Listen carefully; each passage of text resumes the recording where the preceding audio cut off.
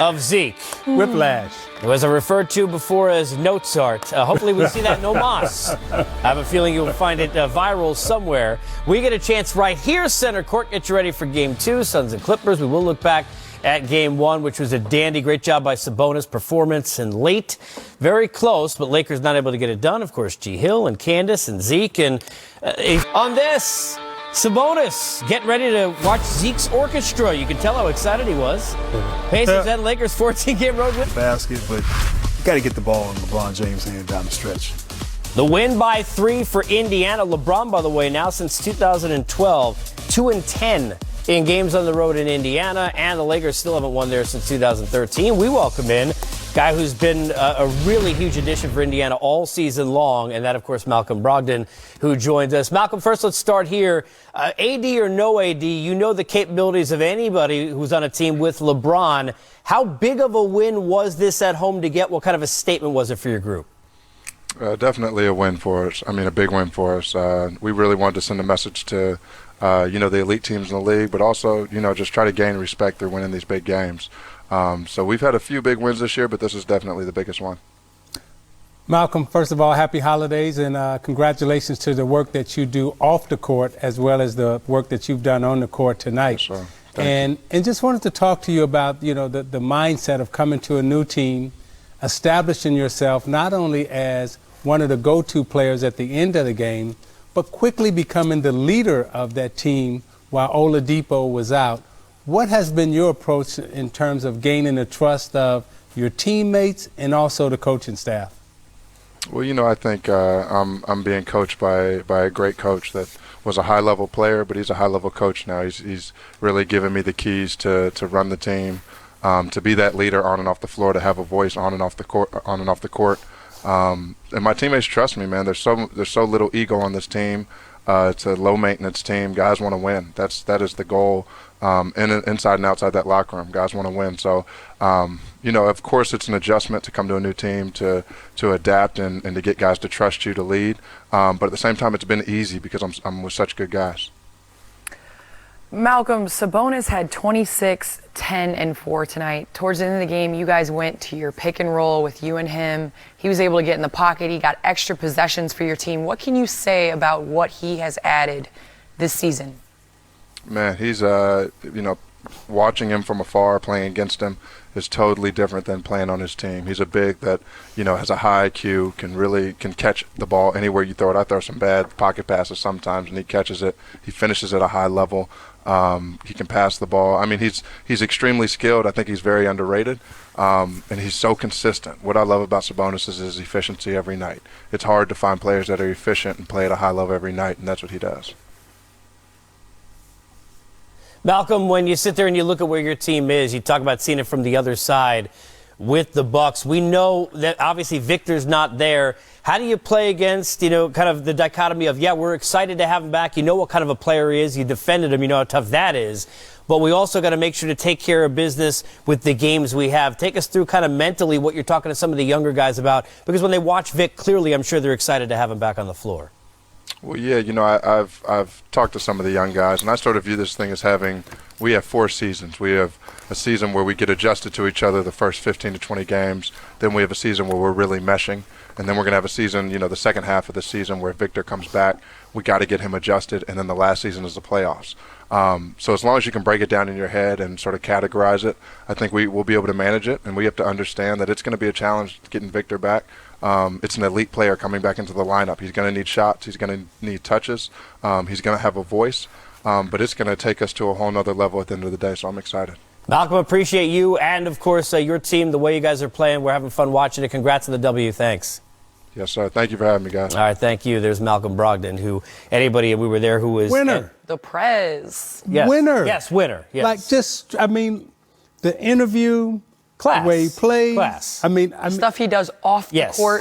This is the guy, NBA. This is just a winner.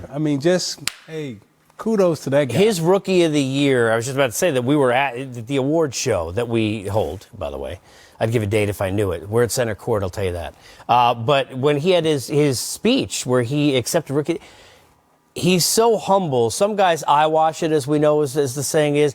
He's all real in terms of he really enjoys making other people better on the court, but also helping people off of it. That sincerity you don't find all the time from young kids. But you talk about if you're a franchise and how important it is to have guys like that on your team.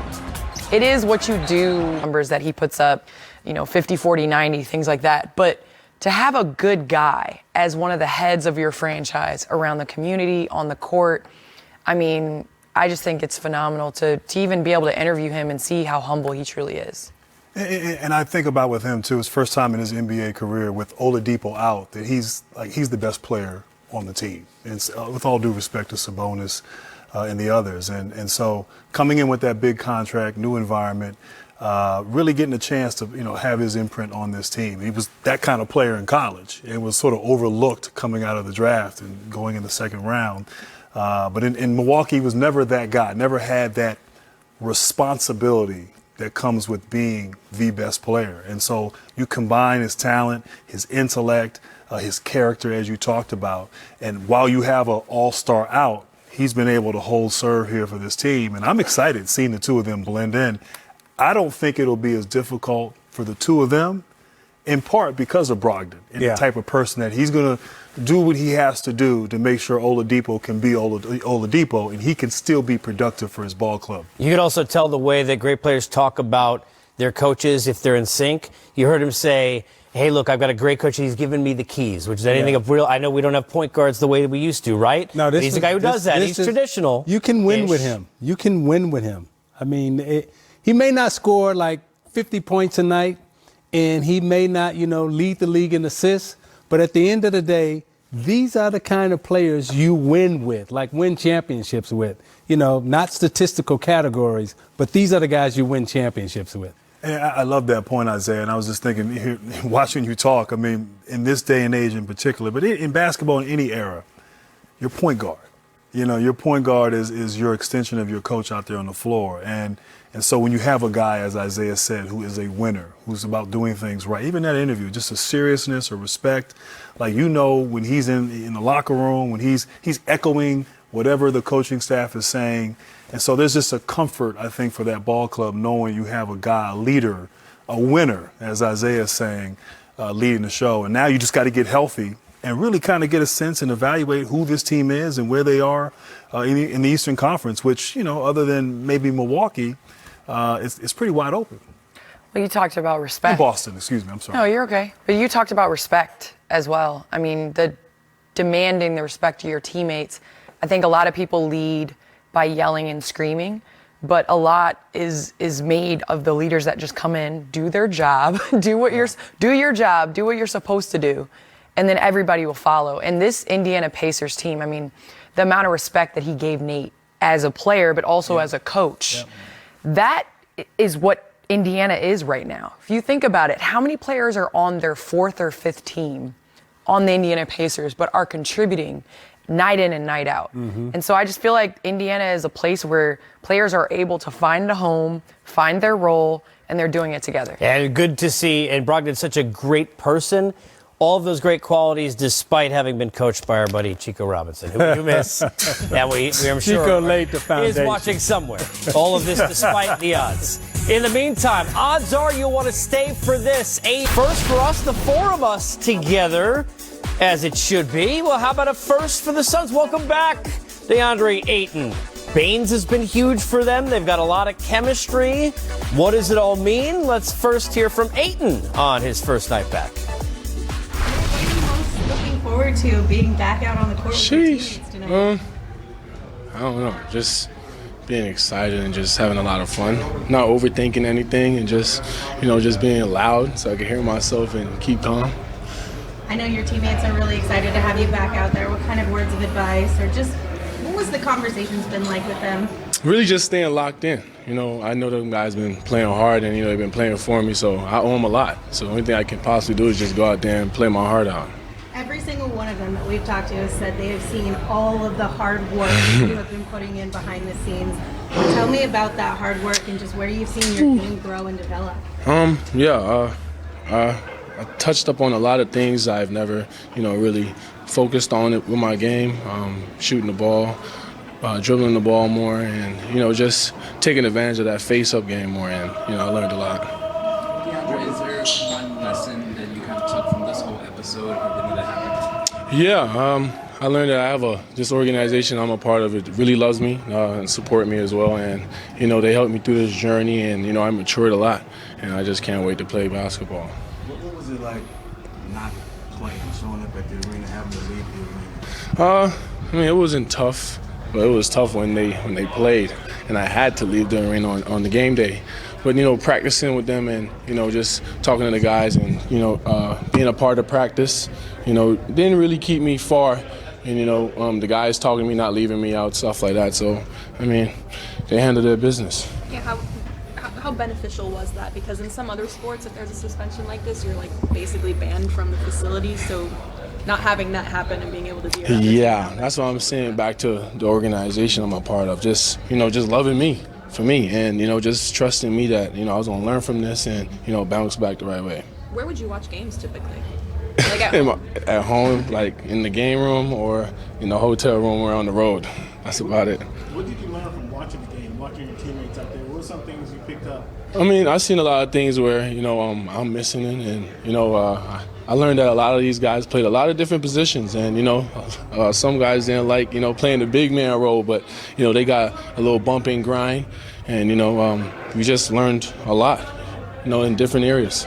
I filmed you last night with you and Tom. Just want to get a clarification on why the appeal wasn't made. The appeal wasn't made because I didn't want to be a distraction to the team. I just wanted to focus on getting better and just not be any type of negative thing of my team and not any negative attention towards my team. Last year you were having trouble understanding how the refs were calling games and getting used to that swing of flow, how they call NBA games. How have you learned to deal with that this year or throughout the season? With the refs? Yeah. Not talk to them. That's it? Coach got it. Yeah. What'd you do today? What was your day like before you met? Well, today, my whole family's out here, so I just been around them until it was time to get on the bus. Just keeping my head, leveled and just down to earth and not listening to the buzz. And I'm here now. It was a long ride here to really one of those. So yeah. Coach was saying that that you had made a mistake. Learning from that. How were you handling that mentally, where you're seeing your guys go out there knowing that you made that error and not being able to beat? It's frustrating, and I know what I did, and it was the biggest mistake and unintentional mistake that happened in my life, and it's just something to learn from it, just build from it. It's a mistake, and everybody make mistakes, and it's just how you bounce back, really. And I think that's what everybody waiting for. I already did my time, so I'm here. When you talk about unintentional mistake, what can you share? What would you like to share about what happened? I did not know what went in my body or what I put in my body. I just said I was guilty of it, and it is what it is. Maybe then what have you learned just as far as... And then we got to go last question because we're I was going to say, just what have you learned about making sure that doesn't happen again, that what's going on? Closing the circle much tighter and just, probably cooking my own food maybe, that's about it. Yeah, that's it. Yeah. Well, clearly DeAndre Ayton very excited to be back for the Phoenix Suns, his first game. We get ready for the Suns and the Clippers. The question is, it's always... I know the rhetoric of, hey, is the team better with some guy who's supposed to be a huge part of it then comes back? And regardless of how they gelled, you're supposed to, when you get a number one pick, obviously, Zeke, have a huge impact. But they have been so good in terms of the way Monty has them as a group going. How do you work him in and not disrupt what you have rotation-wise? I think the most important thing is he and the team, they have to work each other in psychologically. His skills are there. His attitude will be right. Now, in terms of minutes played, times you touch the basketball, those things are going to be emotional, kind of rubs, so to speak, that the coach is going to have to manage because he's a player that, as you say, he's been sitting out for a while. He's been working on his game, and he's going to want to come back right away and display all those skills. And the team and the coach is going to be saying, look, we don't need all of this. We only need some of that. And how is that going to affect him psychologically? Will he still have the patience, determination, and the passion to sustain it and to keep going? That's why I think it's going to be kind of delicate for the coach and the team and the player. No, I agree. I mean, I think a lot depends on his attitude, as you said, Isaiah. I mean, is he going to want to come in and sort of reestablish himself and prove that he, is the number one pick and he should be the face of the franchise? And or is he going to try to sort of, okay, I've watched this team for 25 games. I've seen the ups and downs. I've been a part of things as much as I'm allowed to be. But let me come in and just, let me have high energy. Let me defend. Let me rebound. And then offensively, find my way. But to think you're going to reinsert him into this team, and it's just going to flow smoothly, it's going to take some time. It's going to be a grace period. And I think a lot of it's going to be his attitude, his approach. How does he approach this right here coming in? I think Monty Williams is probably, knowing Monty like I do, he's probably worked with him, talked to him throughout this process, has been in his ear. But at the end of the day, is he going to be a team guy or a me guy? And that's going to be interesting to see as he gets back out there. And to add on, I mean, as a big-time player, number one draft pick, you want to come back and prove all the things that you've worked on in the offseason. You want to prove all the things he's talked about. He added dribbling and shooting to his game. So you have to be careful of having a balance of that. But some things he didn't pay attention to probably when he was out was defensively how strong Phoenix was. And he has to come back, and that wasn't something that he was excellent at last year. So I think it's sometimes when you come back and it's your first couple games back, you do the little things and let the other things work themselves out. You make a goal of getting a certain amount of rebounds or something like that, so that you could, and the other things will come as timing happens. There's a tone that, I was just going to say, there's a tone too, Zeke, that we've talked about that Baines has set. I know the scoring's higher than it's been for him, but the physicality, he's been a glue guy to kind of toughen. The team's toughened up a bit. We know they play, obviously, with a lot of finesse with Rubio when they run in transition, but they've been tougher. I mean, the way Oubre plays with energy, how does he fit into all that? Well, the toughness part and the physicality and the defensive part, rebounding, I think all those things he'll be able to do. The problem will come in terms of what audience is he playing to, in terms of who is judging him and critiquing him. And we know right now in the NBA, you are critiqued and judged by how many points you score, right?